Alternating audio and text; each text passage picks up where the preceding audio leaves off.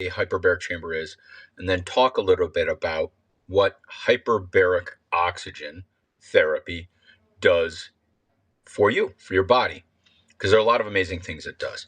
First, I want to talk a little bit about the chamber, right? And so it's kind of like a submarine a little bit, right? I got a little handle here. I can scooch myself back in the chamber. And on the chamber wall, it's kind of neat, right? So here we have oxygen vents. And so what we'll do is we'll use a mask like this to breathe oxygen.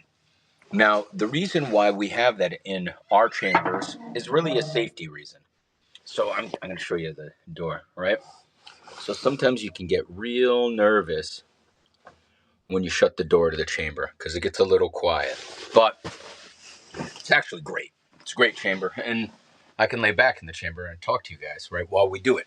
So let me tell you a little bit about hyperbaric oxygen while I sit here in the chamber with the door closed like a secret. So just between you guys and me. Shh.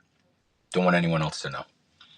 So hyperbaric oxygen's been around for a really long time. We're talking hundreds of years. And in fact, Caisson's disease was effectively treated with hyperbaric oxygen. What's Caisson's disease? It's diver's disease.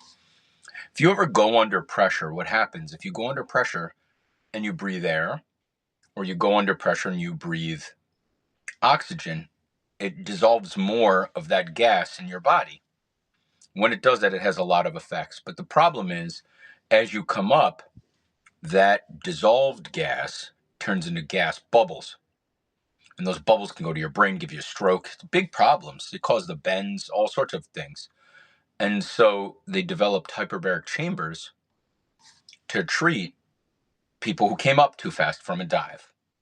That was really the first one. The people, think about all of the bridges you go across. Way back when, there were people under little bell chambers. Think about it like putting a glass in water, right? There's gas in that glass. They would go in that gas, breathe it, but it would still be under pressure. And so when they had to make all of these bridges, they had to go underwater.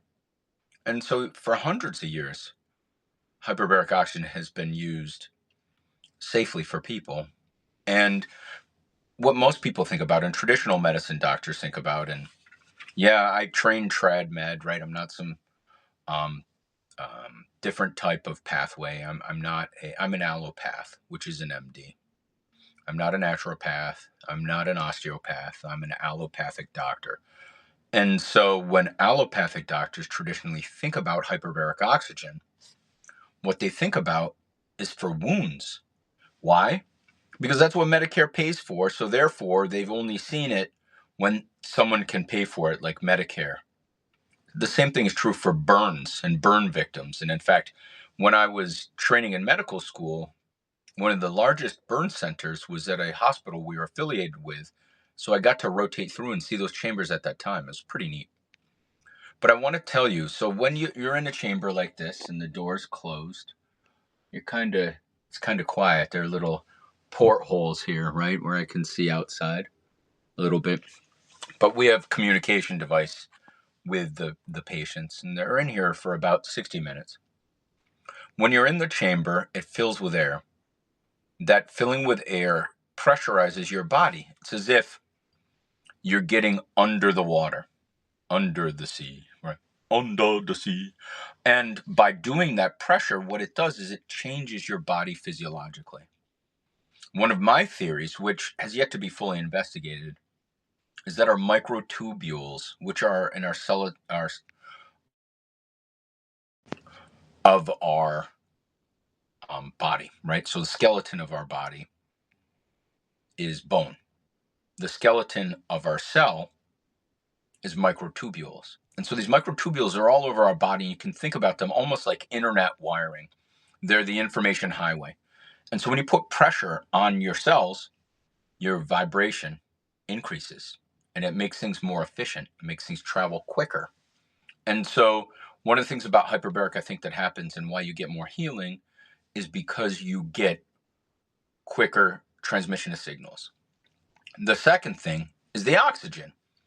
giving yourself oxygen and then taking it away induces what is called a paradoxical hypoxemia, a relative hypoxemia, and your body believes that you are suffocating. You're not suffocating. You're breathing normal air. But your body believes that you are suffocating, and that will cause you to make more mitochondria. When you make more mitochondria, you have more energy in your body.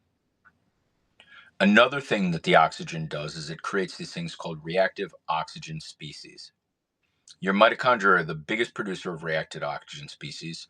And as another aside, on Tuesday, for those who haven't fully subscribed to my newsletter, I'm detailing in explicit detail my protocols and the evidence-based protocols, whatever evidence we have, to use methylene blue and how to use it. So you want to make sure that you're subscribed for that. That's for paying subscribers. I give free subscribers everything I can except for the protocols.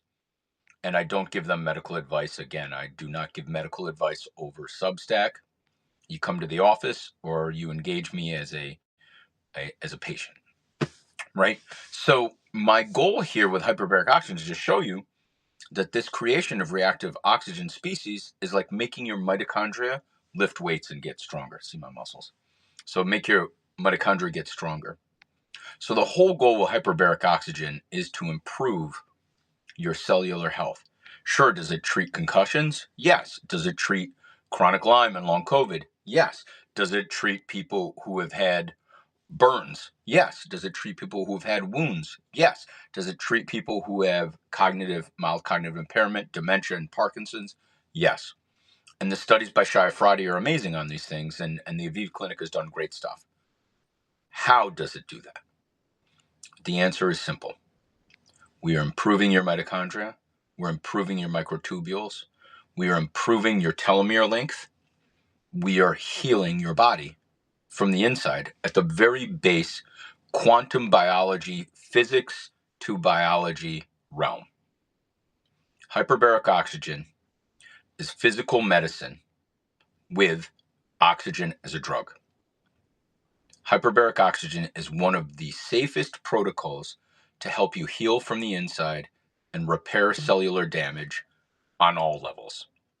The goal is to heal you without needing a bunch of drugs, and hyperbaric oxygen is essential to fit that bill. All right, I got to go to my next patient. Hopefully you could take a look inside the chamber and see it's not so scary, and it's very, very healthy for you. All right, this is Dr. Murphy. I'll see you on the next one.